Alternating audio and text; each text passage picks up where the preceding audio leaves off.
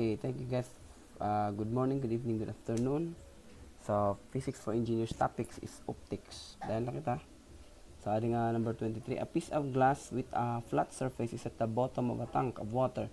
If a ray of light traveling in the glass is incident on the interface with the water at an angle with respect to the normal that is greater than 62 degrees, no light is refracted. So, this is again a total internal reflection. So, drawing on tayo, I think baga inihin ano ba may tangki kita tadungon tan la tangki tadungon ta tangki so tangki tapos may danaton glass ti ilarom actually problem niya an imo na ini so papadakong ko iniya adin imo ray of light baga so this is your ray of light from the outer surface, let's say ti pakaday ay sorry so adin ha sulod ini padakong ko ana ini ha padakong ko ito kadit imo interface actually so this is your glass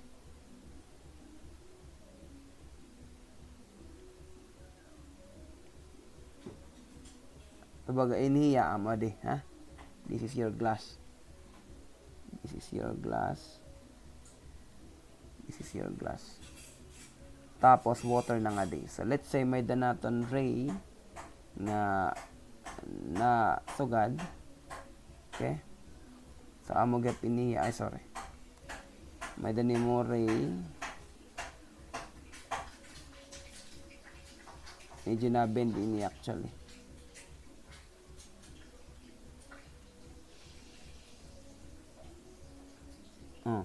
Tas iniya amo na de.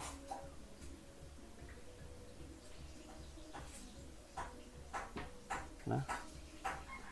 So again you have that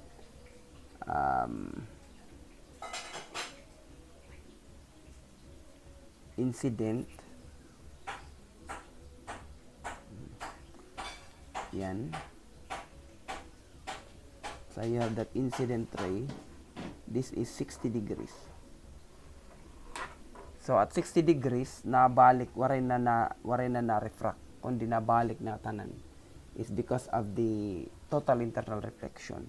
So meaning we can get for Montanet formulas sine that 60 degrees 62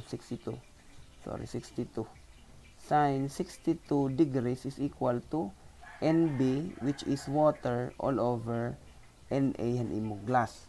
So we know that NB for water is 1.33. NB is 1.333. At ito mga constant, ha?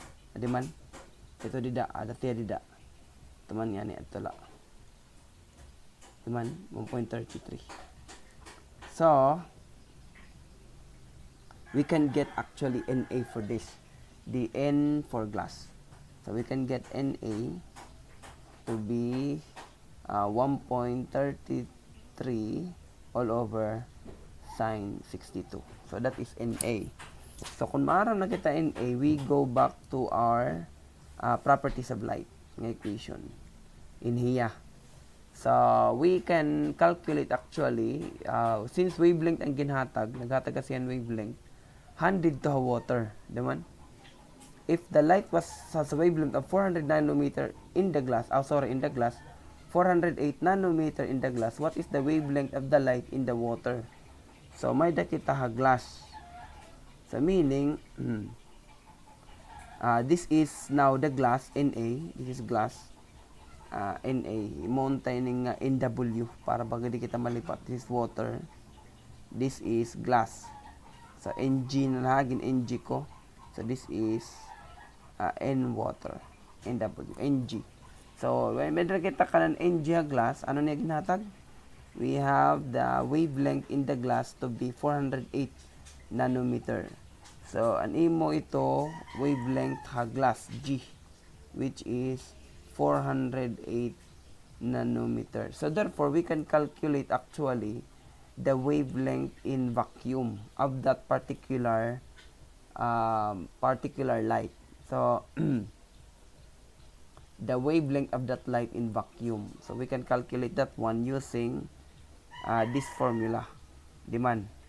So we can calculate the may O because that's the reference point, the wavelength in vacuum. So kung makuha ta na ito hiya, we can solve this back, pero tat gagamiton na nga N is kanan water, tapos hindi di would be the wavelength, we can already solve the wavelength of that in water.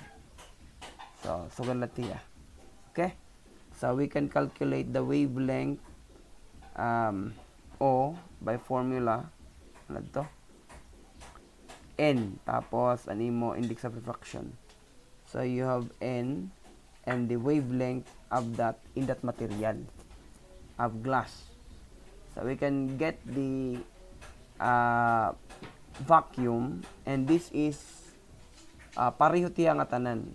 Okay, so therefore we can already solve x only what with N of water because this is glass, N of water, tapos wavelength at wavelength in water.